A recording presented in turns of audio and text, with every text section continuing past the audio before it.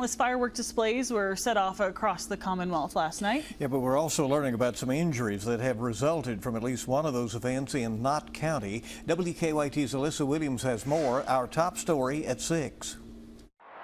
The 4th of July festivities at the Knott County Sportsplex were gearing up to take place as they do every year. It's just a fun-filled family event day, a lot of kids' activities, food, icy stand set up, live music, entertainment. That is until they began setting off fireworks.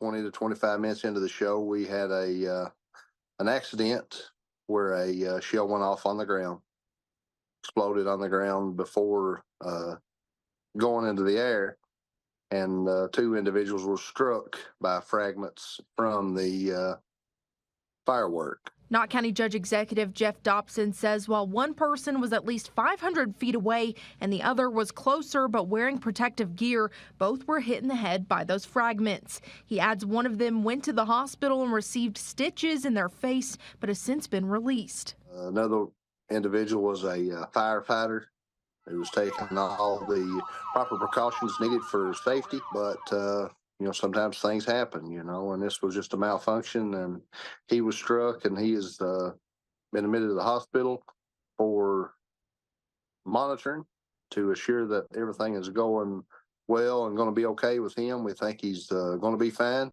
Dobson says the fireworks were inspected and set off by people who have done this for years, but it was just a freak accident. It's just unfortunate that what did happen last night in Knott County, and a couple of our own was struck, but we're going to work harder in the future to continue with our safety skills to ensure that everything goes smoothly. Alyssa Williams, WKYT.